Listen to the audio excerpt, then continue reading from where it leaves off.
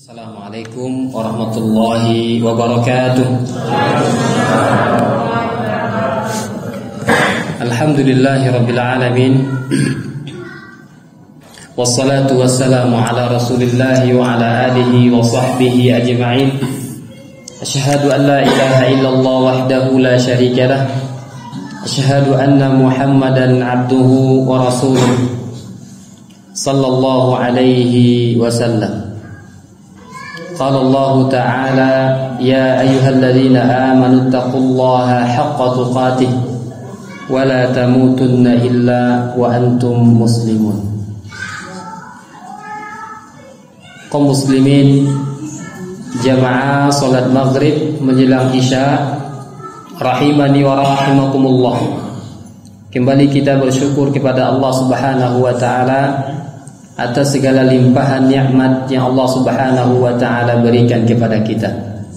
Sehingga malam ini Allah Subhanahu wa taala masih memberikan kemudahan kepada kita untuk melangkahkan kaki dan mengayunkan tangan kita menuju salah satu rumah di antara rumah Allah Subhanahu wa taala untuk menunjukkan bahwasanya kita ini adalah benar hamba Allah Subhanahu wa ta'ala, untuk meletakkan dahi-dahi kita ini di tempat sujud-sujud kita. Ketahuilah kaum muslimin dan dirahmati Allah Subhanahu wa ta'ala, adalah ibadah yang paling Allah Subhanahu wa ta'ala cintai terhadap hambanya adalah ibadah salat. Karena di sana dalam salat tersebut ada sebuah gerakan yang mana tidak ada dalam ibadah-ibadah yang lainnya, dan gerakan ini tidak boleh diberikan kecuali terhadap Sang Khaliq, yakni ibadah ruku' dan sujud. Ibadah ruku' dan sujud, dan waktu di mana seorang hamba paling dekat dengan Rabb-nya adalah ketika sujud. Maka Rasulullah SAW mengatakan waktu di mana seorang hamba paling dekat dengan Rabb-nya adalah ketika sujud. Fa'aktsirud du'a, maka perbanyaklah oleh kalian untuk berdoa kepada Allah Subhanahu wa taala. Apa maksudnya ini? Setelah kita mengucapkan Subhana rabbiyal a'la, Subhana rabbiyal a'la wa bihamdi 3 kali. Kemudian kita boleh untuk mengucapkan doa apa saja, dan tidak diperbolehkan membaca Al-Quran ketika sujud. Jadi selain doa sujud itu, setelah membaca doa tersebut, kita boleh minta kepada Allah Subhanahu wa taala. Dan yang paling baik adalah doa-doa yang diajarkan oleh Allah Subhanahu wa taala dan Rasulullah sallallahu alaihi wasallam. Dan doa yang mencakup seluruh doa, Rabbana atina fid dunya hasanah wa fil akhirati hasanah wa qina adzabannar. Tarui dibaca kok, tarui di akhir doa selalu dibaca Rabbana atina fid dunya hasanah wa fil akhirati hasanatan wa qina adzabannar. Allah menyebutkan dalam surah Al-Baqarah, wa minan nas may yaqulu, sebagian manusia mereka mengatakan Rabbana atina fid dunya. Sampai di situ saja dia mengatakan. Apa kata Allah? Wa ma lahu fil akhirati min khalaq. Tiada bagian untuknya di akhirat kecuali apa? Kecuali adab. Sebagian manusia yang cerdas, mereka mengucapkan kata Allah, Rabbana atina fid dunya hasanah wa fil akhirati hasanatan wa qina adzaban nar. Rabbana, apa artinya? Wahai Rabb kami. Apa arti Rabb? Tuhan kami? Kalau kita maknakan dengan Tuhan, apa makna Tuhan di bahasa Indonesia? Ya. Tapi makna Rabb ini, kata Rabb ini Bu, di antara nama Allah yang paling Allah cintai setelah nama Allah. Allah itu nama yang paling Allah cintai, yang nomor satu itu Allah. Karena tidak boleh orang bernama Allah kecuali Allah itu sendiri. Kalau ada orang bernama dengan nama Allah, kufur dia, keluar dari dia Islam. Harus hari itu juga ditukar namanya. Oh, dahulu dia tidak tahu dibuatnya namanya Allah, maka harus ditukar namanya. Karena tidak boleh orang bernama dengan nama Allah kecuali Rabbul Alamin, Allah Tuhan semesta alam. Ada dua nama Bu, atau tiga. Nama yang kedua yang paling Allah cintai Ar-Rahman. Tidak boleh menyandang nama Ar-Rahman kecuali Allah Rabbul Alamin. Tidak boleh makhluk bernama Rahman. Tidak boleh. Tapi kalau Abdur Rahman boleh. Kalau satu berdiri Ar-Rahman saja tidak boleh. Harus diidhofahkan dia. Abdur Rahman, Safiyur Rahman, Habibur Rahman boleh. Tapi kalau Ar-Rahman saja itu tidak boleh bernama dengan nama Ar-Rahman kecuali Allah Subhanahu wa taala. Karena tidak akan mungkin seorang makhluk menyandang nama itu sebagai nama, sebagaimana juga tadi nama Allah Subhanahu wa taala. Itu dibahas karena makna Rahman ini Bapak Ibu yang memiliki kasih sayang, rahmat yang maha luas. Saking luasnya kasih sayang Allah Subhanahu wa taala, seluruh makhluk mendapat bagian. Imma makhluk itu adalah makhluk yang taat atau makhluk yang durhaka, mendapatkan bagian dari rahmannya Allah Subhanahu wa taala. Dan Allah, kata Rasulullah sallallahu alaihi wasallam, telah menurunkan sifat rahmannya itu satu bagian ke dunia ini, yang dengannya manusia saling menyayangi, yang dengannya, kata Rasulullah sallallahu alaihi wasallam, seekor kuda ketika ada anak kuda di depannya diangkat kakinya, yang dengannya manusia saling mencintai. Itu sifat rahman Allah Subhanahu wa taala. Dan Allah masih menyimpan nikmat tersebut 99 bagian yang lainnya yang Allah Subhanahu wa taala akan berikan kepada hamba-hambanya yang masuk ke dalam surga. Suatu hari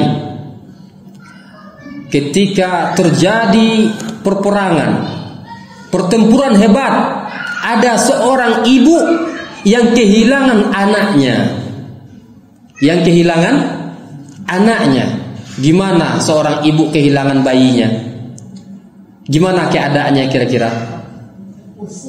Pusing, dia akan cari ke sini dan ke sana. Kemudian dia menemukan anaknya. Dan Rasulullah ketika itu dan para sahabatnya menyaksikan pemandangan tersebut ketika sang ibu menemukan anaknya. Apa yang dilakukan oleh sang ibu? Dia akan ambil anaknya, peluk erat-erat, saking sayangnya kepada anaknya. Rasul sallallahu alaihi wasallam mengatakan, Rabb kalian Allah Subhanahu wa taala lebih cinta kepada hambanya melebihi cinta ibu ini terhadap anaknya. Sebelum hal itu diucapkan Rasulullah, saya lupa, Rasul mengatakan, mungkinkah, bagaimana menurut kalian, apakah mungkin ibu ini, ibu yang punya anak tadi yang sangat mencintai anaknya, akan membuang anaknya ke dalam api? Mungkin atau tidak? La abadan. Maka kata Rasulullah sallallahu alaihi wasallam, Rabb kalian Allah Subhanahu wa taala lebih cinta kepada hambanya melebihi cinta ibu ini terhadap anaknya.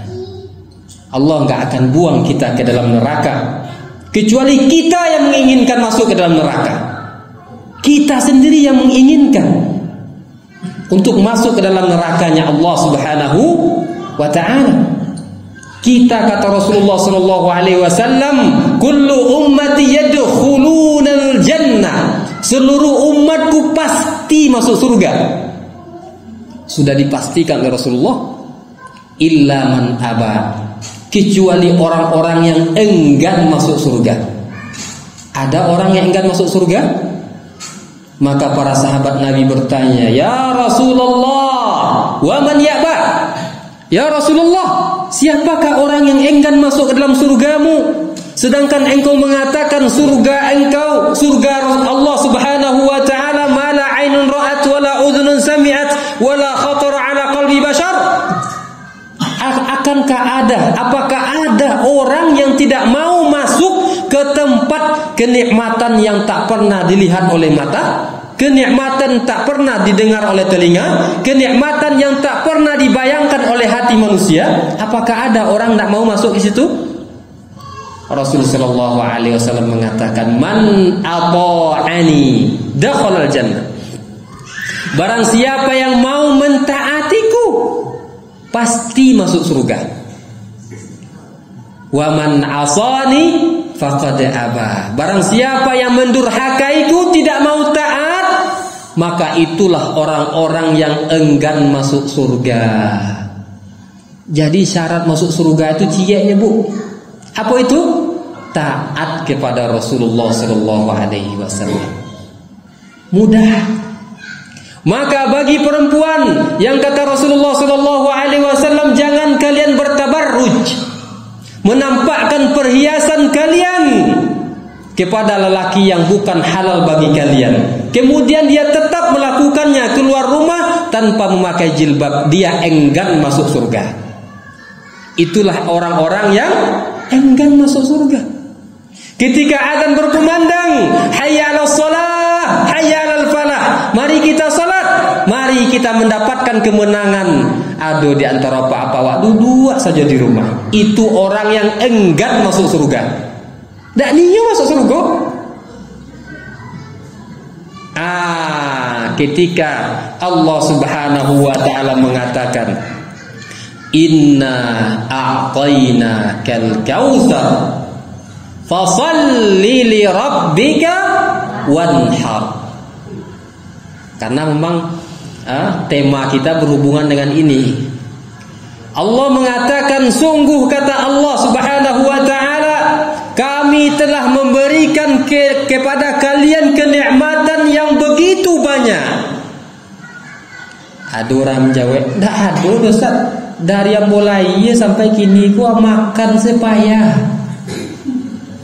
Ndak ada nikmat yang bodosan." Orang ini tidak bisa melihat nikmat dari Allah Subhanahu wa ta'ala. Kurang cerdas melihat nikmat dari Allah Subhanahu wa ta'ala. Dia menyangka nikmat itu adalah harta yang banyak, adalah jabatan yang tinggi. Allah mengatakan, "Wa fi anfusikum afala tubsirun." Terhadap diri-diri kalian, apakah kalian tidak melihat nikmat Allah Subhanahu wa ta'ala? Lihat kepada diri-diri kalian, kata Allah Subhanahu wa ta'ala. Coba kita lihat pada diri kita. Apa nikmat yang sangat pantas untuk kita syukuri? Satu permisalan saja, Bapak Ibu. Seandainya kita bisa melihat kenikmatan yang begitu besar yang ada pada diri kita, nikmat kedua bola mata kita, yang Allah Subhanahu wa ta'ala mengatakan, kami telah jadikan bagi kalian dua bola mata. Dua bola mata. Siapa di antara kita yang kalau seandainya suatu malam Malam itu kita belum makan, belum lagi makan. Gak ada yang akan dimakan. Datang kepada kita seorang yang paling kaya di kota Padang ini. Datang ke rumah kita, membawa mobilnya yang sangat mewah. Sangat mewah. Kemudian berhenti di hadapan rumah kita. Keluar dia dari mobilnya bersama bodyguardnya. Kemudian mengetok pintu kita. Assalamualaikum Bu, katanya. Kita akan terkejut, ini ngapain? Orang ini ma'ruf ini, terkenal, orang paling kaya di kota Padang. Dia membawa bodyguard. Apakah saya punya hutang kepada orang ini? Atau apa permasalahan saya? Maka bapak ini mengatakan, Bu, Assalamualaikum, boleh masuk, katanya. Masuk. Ibu, katanya, ambo datang kamari untuk niat elok, niat baik. Atuh Pak, kok pari lapar kok? Hah? Pari lapar. Ambo hendak memberikan setengah dari kekayaan ambo ke ibu, katanya. Setengah kekayaan. Bara tuh kekayaan orang paling kaya di kota Padang kok. Anggaplah 1 triliun. 1 triliun itu barang kok itu Bu. Hah? Banyak, apa banyak lah. 1 miliar saja belum pernah aja lihat itu. Ya, 100 juta aja lah, tapi lebih loh aja dia. Apa katanya ambo ingin membagi harta ambo ko bagi 2. Untuk ibu separuh, untuk ambo separuh. Apa gerangan? Masa iyo? Aku nanti jadi. Lendak mimpi ambo korek apa? Apa katanya? Ibu isinya. Ambo punya anak di rumah. La qadarullah, kecelakaan. Kecelakaan anaknya. Di kecelakaan itu terjadi sesuatu yang menyebabkan 2 bola matanya pecah. Ambo memohon ke ibu, ambo akan agih ke ibu setengah dari kekayaan ambo, tapi agih ambo 2 bola mata ibu tu agih. Aduh, di antara ibu yang nyo. Sesudah tu ibu bisa raun-raun mah. Kok ke Makkah setiap hari bisa mah? Tidak nampak dai. Berarti mato kita kau buat lebih berharga dari apa? Dari apapun yang ada di kota Padang kau. Hatta sa kota Padang kau dia gitu orang kawa, tapi nyambil bola mato. Aduh, di antara gitu yang nio, tidak ada. Makanya Allah katakan apa? Wa fi anfusikum afala tubsirun. Pada diri kalian apakah kalian tidak bisa melihat? Cuma lihat diri kalian itu, ya cukup itu yang kalian pikirkan menjadikan kalian akan bersyukur kepada Allah. Oh yoga dan nikmat Allah yang Allah berikan kawan. Allah katakan inna a'taina. Tak mungkin Allah bohong kepada kita. Sungguh kata Allah, aku telah berikan. Bukan janji aku akan berikan, tidak. Itu kata kerja fi'il madhi namanya dalam bahasa Arab. Kata kerja yang sudah berlalu. Bahwasanya Allah benar-benar Allah memberikan awak kenikmatan yang begitu banyak. Lah banyak nikmat yang Allah berikan, pasti itu. Alun lagi kita sebut yang lainnya, gigi. Gigi kok buat bentuknya remeh, tapi lah banyak mengeluarkan profesor. Alun selesai dibahas, apa pembahasan mereka? Gigi balubang. Itu sih pembahasannya. Tapi lah banyak mengeluarkan profesor. Alun selesai je pembahasan tentang gigi berlubang tu lagi. Itu nikmat dari Allah, gigi. Bentuknya remeh. Belum lagi yang lainnya. Nikmat yang besar dari Allah Subhanahu wa taala. Kalau awak lain menyadari nikmat itu, kata Allah, fasalli. Salatlah kalian. Para ulama mengatakan di sini maksudnya adalah pertama salat secara umum, karena ibadah salat adalah ibadah seseorang yang bersyukur kepada Allah Subhanahu wa taala Kemudian tafsir yang kedua adalah salat Idul Adha.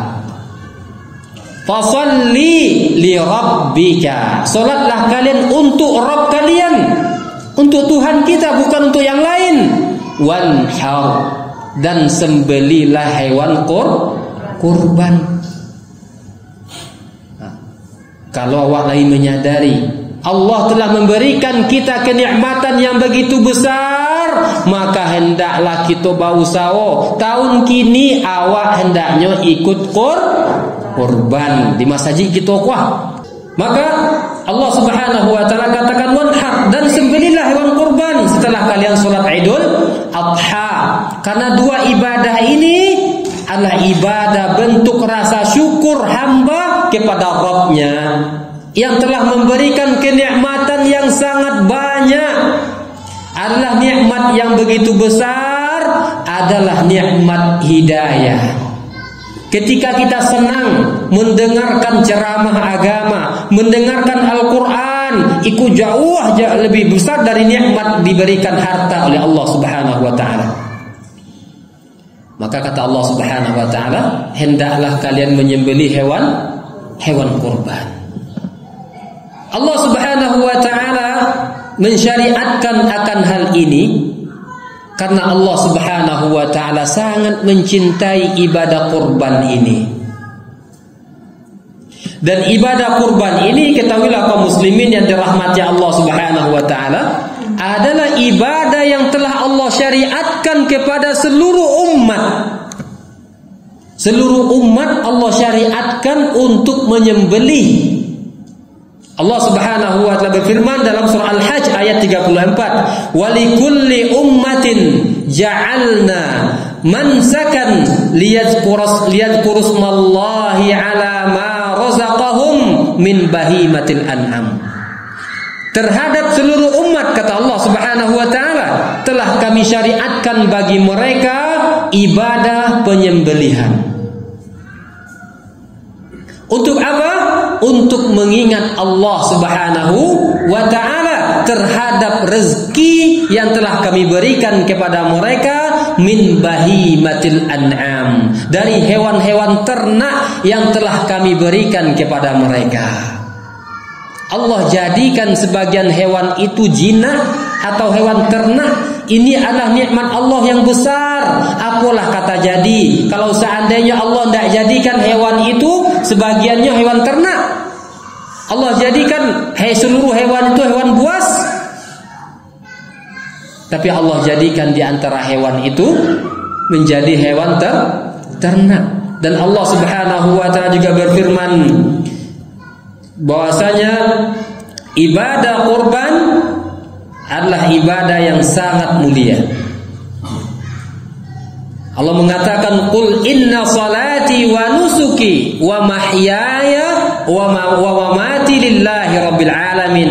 Katakan, kata Allah Subhanahu wa ta'ala, sesungguhnya ibadah salatku, wa nusuki, dan kurbanku, wa mahyaya, hidupku, wa mamati, dan matiku hanya untuk Allah Subhanahu wa ta'ala. Dan ibadah kurban ini Bapak Ibu, ibadah yang sangat cepat mengantarkan seseorang kepada derajat takwa. Allah Subhanahu wa ta'ala mengatakan, "La yanalallaha luhumuha wala dima'uha walakin yanaluhu taqwa minkum." Sesungguhnya kata Allah Subhanahu wa ta'ala, tidak akan pernah yanalallah, sampai luhumuha, daging-daging hewan kurban itu, wadima'uha, darah-darah hewan kurban itu, walakin yanaluhut taqwa, akan tetapi yang akan sampai kepada Allah adalah ketakwaan dari hati kalian. Orang yang ikut berkorban ini di antara ciri ketakwaan kepada Allah Subhanahu wa ta'ala. Bertakwa kepada Allah Subhanahu wa ta'ala, dan kita ingin menjadi orang yang bertakwa. Karena bagi orang bertakwa, kata Allah, wasari'u ila maghfiratin mir rabbikum wa jannatin 'arduha as-samawati wal ardh Bersegeralah kalian, kata Allah, menuju pengampunan Allah dan surga yang luasnya seluas langit dan bumi. Untuk siapa? Uiddat lil muttaqin. Allah persiapkan bagi orang-orang yang bertakwa kepada Allah Subhanahu wa taala. Al-Imam Al-Qayyim mengatakan, al-qurbanu lil khaliq yaqumu maqamal fidya lin nafsi al-mustahiqqatit talaf. Subhanallah. Kurban itu, kata beliau, adalah untuk Allah. Dan perhatikan, jangan pernah kita berkurban untuk selain Allah Subhanahu wa taala. Menyembelih itu hanya untuk Allah Subhanahu wa taala.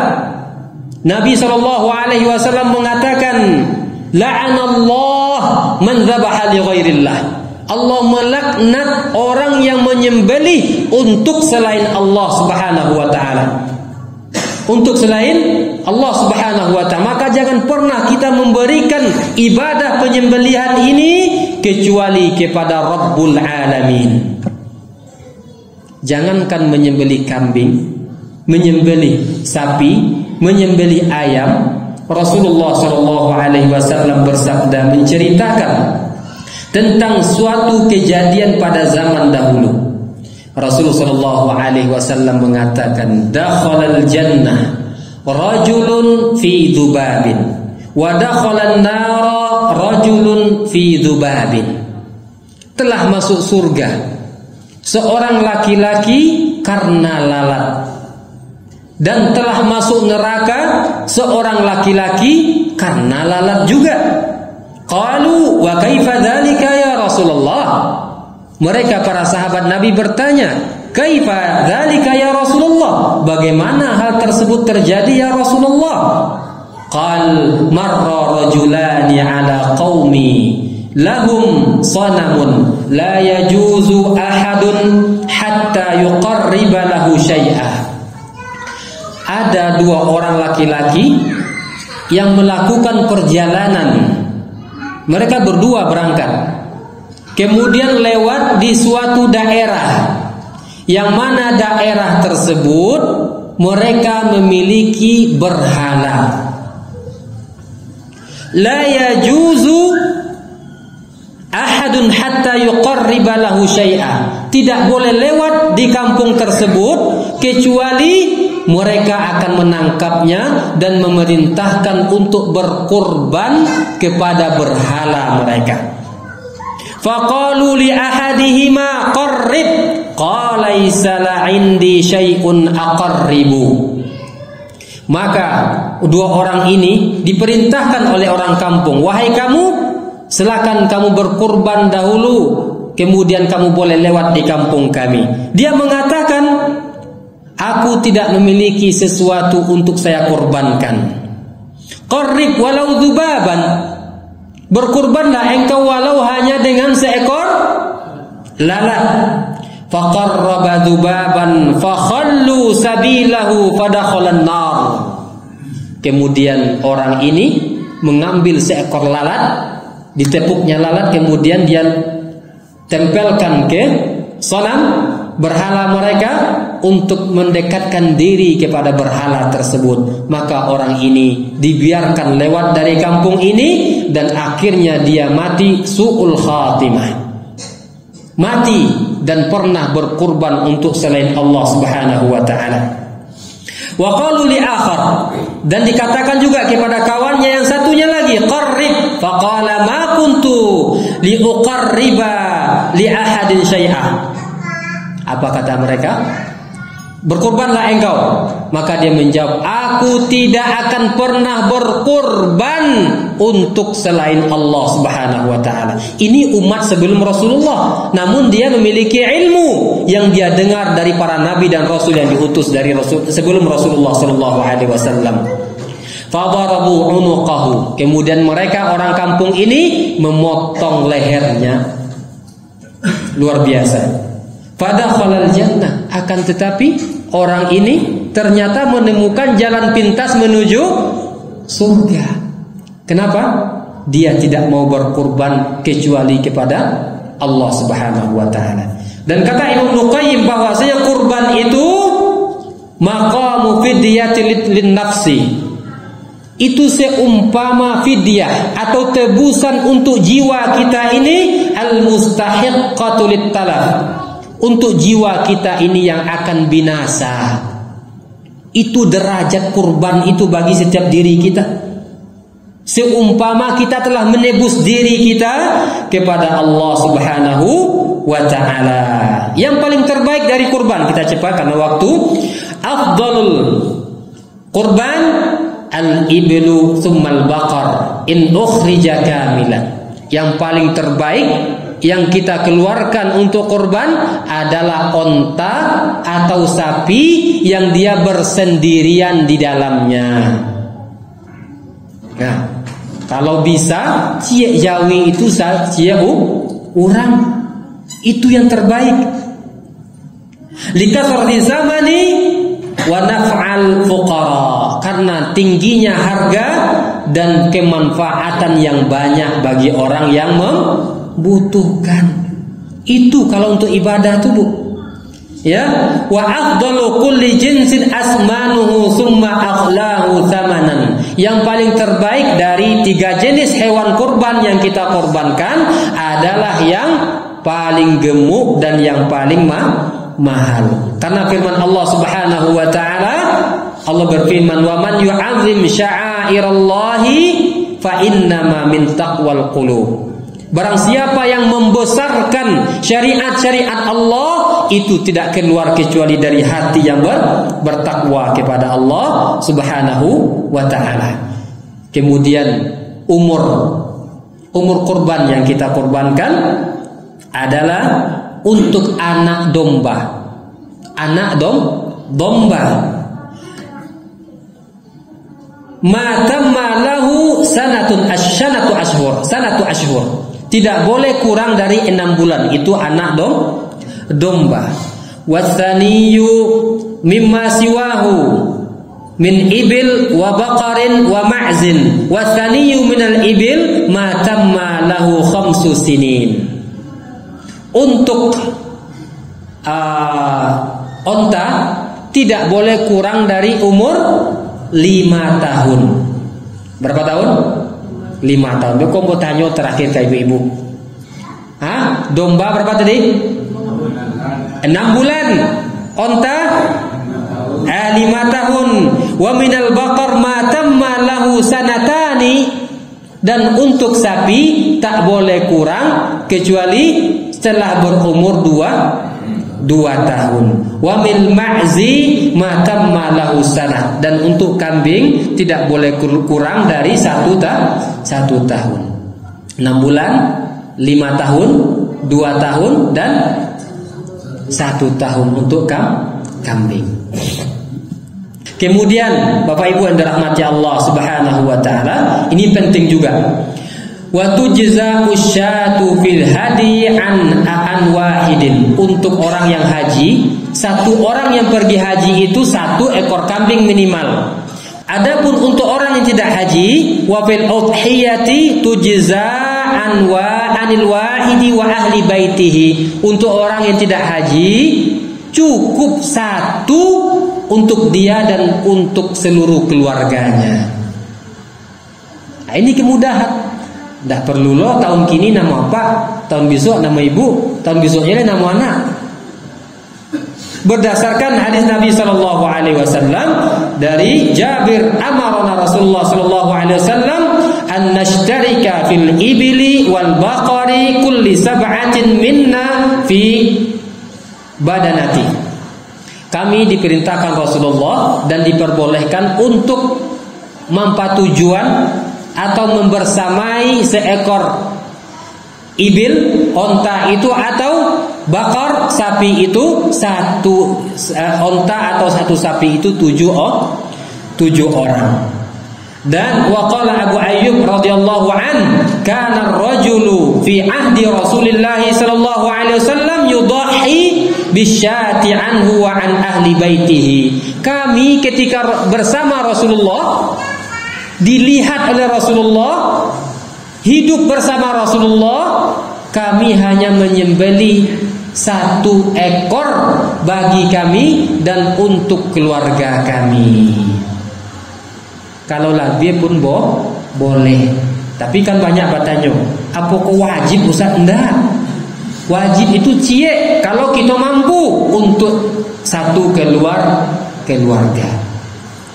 Terakhir Bapak Ibu yang dirahmati Allah Subhanahu wa taala, kita akan menjelaskan jenis-jenis hewan yang boleh untuk dikorbankan. La tujza fil hadi wal udhiyati illa salim.